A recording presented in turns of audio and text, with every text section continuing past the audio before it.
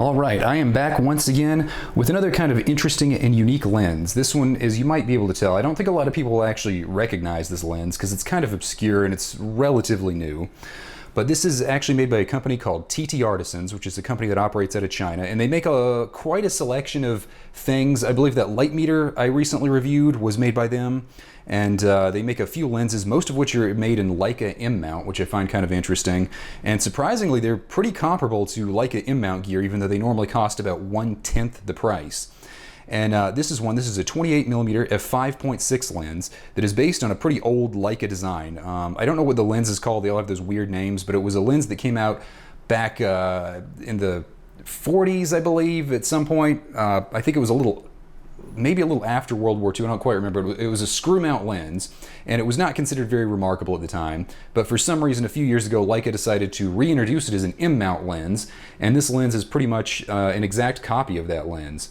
It's pretty interesting. I have the box right here I'll show you before I go into the actual lens. Modest size box, and much like the other, let's see if I can get it out, much like the other Artisans meter I bought, has a very nice display box, shows all the lens elements, and you got the name. You open it up, it's got a little display card, the little silica packet. It has a metal forward and rear cap, and it has, of course, the lens with a metal lens hood. Kind of screws on and pops off over here. Very small lens when it's out of the box. This is actually an M-mount converter on it. I'll get into that later.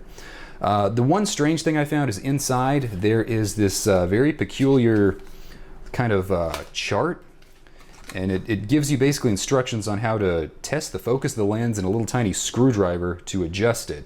And I find that very odd. I've never seen that with any lens before, especially right out of the box. So I don't know if that's necessarily a good thing, that they're essentially assuming that the focus could be off as soon as you receive the lens. That doesn't sound good to me, but maybe I'm reading a little too much into things.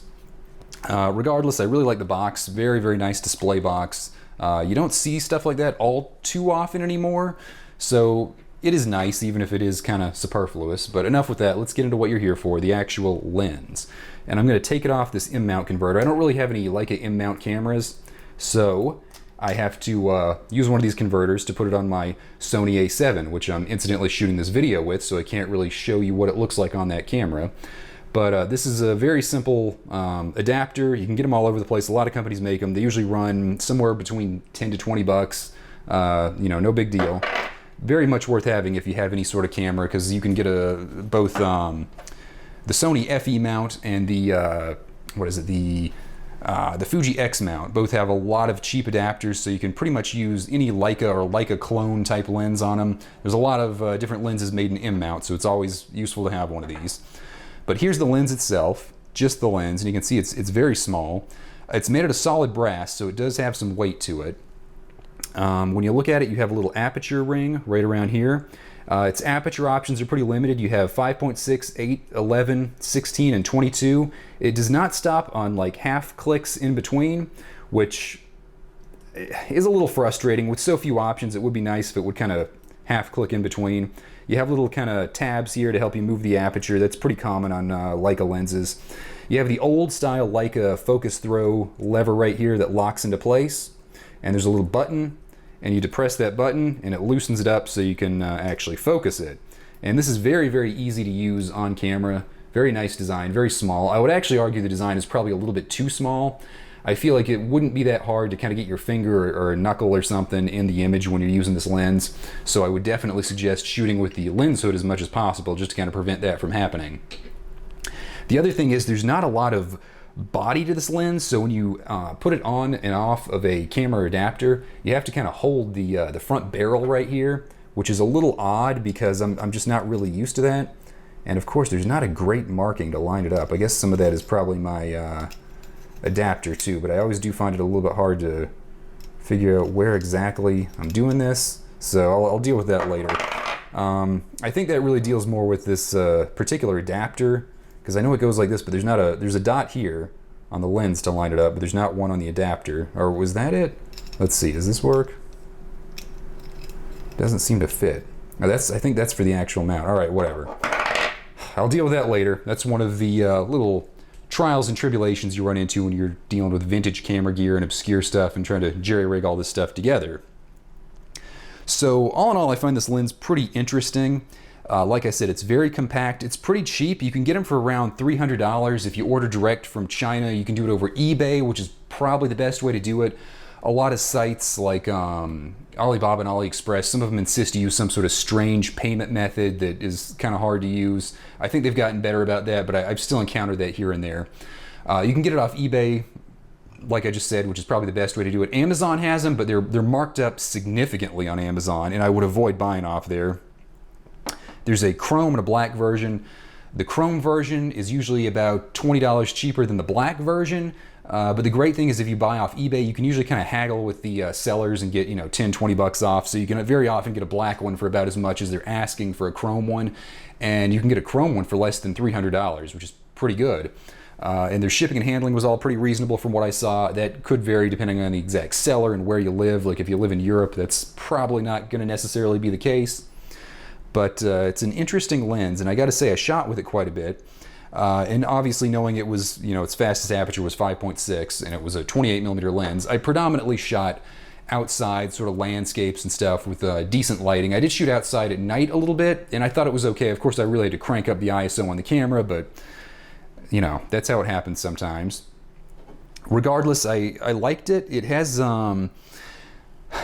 a character, but it's hard to sum up. I wouldn't say it's got a really vintage character. It definitely has more modern characteristics. It has a bit of a lens flare that's kind of extreme. It basically is kind of like a big bright blob wherever the sun is or a light source. I didn't really get any sort of like any of the little star points or anything like you get with some Nikon lenses and a lot of vintage lenses and things. I don't know if you could necessarily pull that off with this lens. I would kind of think you could, but it's hard to say. I didn't really do enough testing to accurately determine that, I guess. All in all, I like it. You know, it's very, very compact. That's one of the things that really attracted me to it. And even with the adapter fitted on a Sony A7, it's incredibly small. I mean, you have a high-end camera, full frame, capable of doing some pretty good video.